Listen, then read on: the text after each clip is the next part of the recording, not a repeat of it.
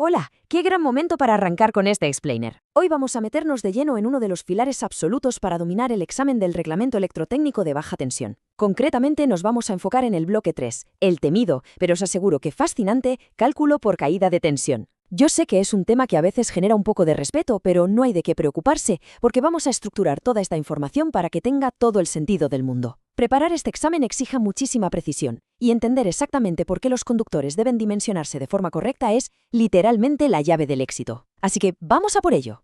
Bueno, aquí tenemos nuestro mapa de ruta de hoy.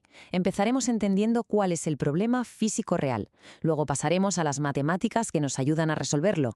Analizaremos los estrictos límites legales y terminaremos con el procedimiento exacto paso a paso. Un viaje directo de lo macro a lo micro, sin rodeos. Punto número 1. El problema de la tensión.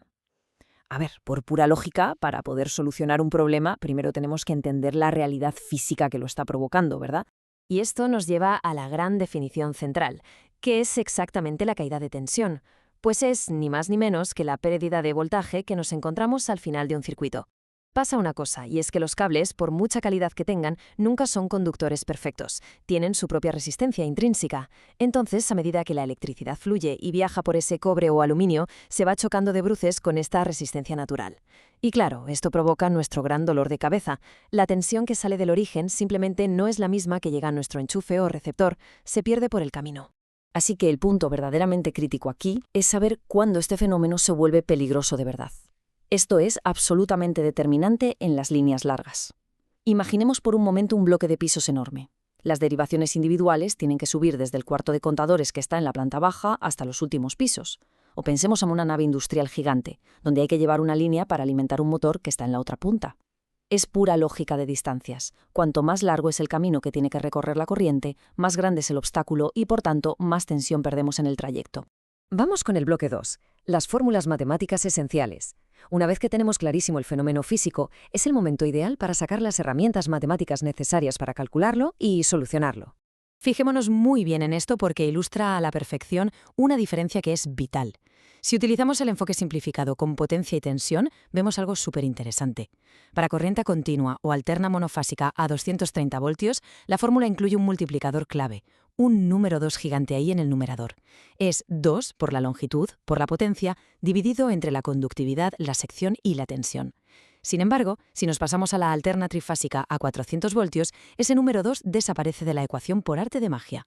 Memorizar esto es crucial, porque identificar correctamente el tipo de sistema eléctrico es el primer gran filtro que hay que superar en cualquier ejercicio del examen.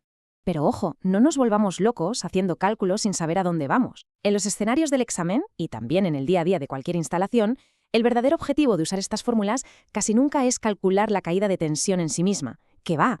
El objetivo final, el premio gordo, es siempre despejar la famosa letra S, la sección del cable. Buscamos saber, matemáticamente, cuál es el grosor mínimo necesario que debe tener ese conductor para que la pérdida de tensión no se pase de los límites legales permitidos. Y punto. Y llegamos al bloque 3, límites reglamentarios del RBT. Justo hablando de límites legales, este es el momento perfecto para conectar todo este mundo matemático con las fronteras estrictas que nos marca la ley.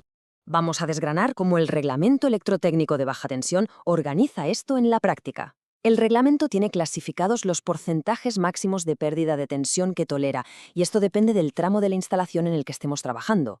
Es una jerarquía súper estricta. Para la línea general de alimentación, la LGA, el límite es del 0,5% si los contadores están totalmente centralizados y sube a un 1% si hay centralizaciones parciales. Para las instalaciones interiores, ya estemos en una vivienda o en una nave industrial, nos permiten un 3% para circuitos de alumbrado y hasta un 5% para fuerza o usos generales. Pero, ¿qué es verdaderamente alucinante de todo esto? Pues sin duda la cifra del 1%. Este es el límite para la derivación individual, la DI.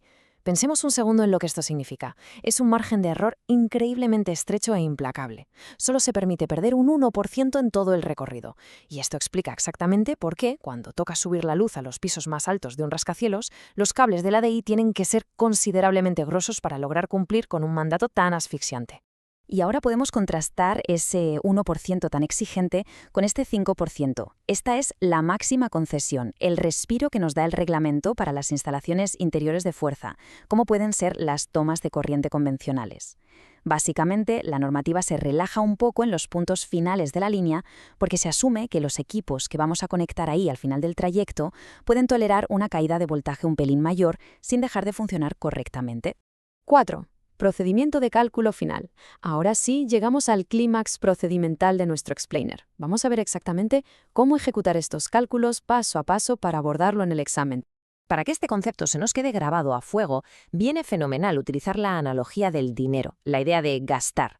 Resulta que cada instalación tiene un presupuesto cerradísimo de voltios que se pueden perder o gastar legalmente a lo largo de sus cables. Entonces, nuestro objetivo es calcular con total precisión cuál es la caída de tensión máxima que nos podemos permitir gastar en ese circuito en concreto, pero sin arruinar el presupuesto general que tiene todo el sistema en su conjunto. Con esta mentalidad de controlar el presupuesto de voltios, el método se divide en 4 pasos que son irrevocables.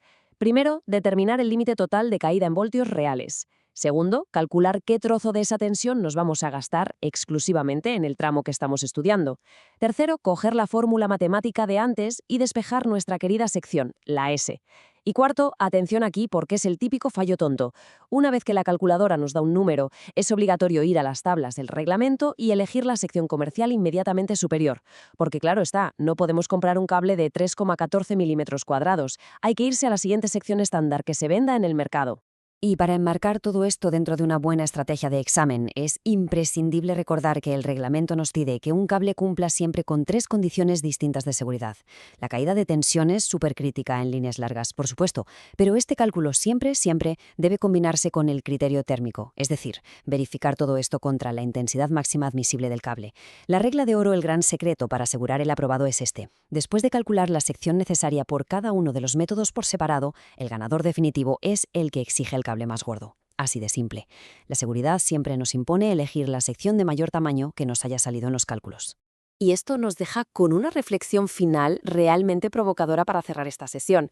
Imaginemos que ya hemos garantizado, mediante el cálculo, que el voltaje va a llegar perfectamente al final de la línea. Fantástico.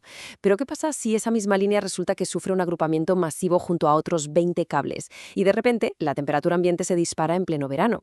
¿Va a soportar esa sección la intensidad sin que el plástico del aislamiento se derrita por completo? Esa es exactamente la pregunta que nos obliga a no conformarnos y a tener que dominar también los criterios térmicos y de cortocircuito. Comprender cómo todos estos bloques de conocimiento interactúan entre sí es lo que verdaderamente nos va a convertir en expertos imparables en la materia. Muchísimas gracias por acompañarnos en este recorrido y nos escuchamos en la próxima.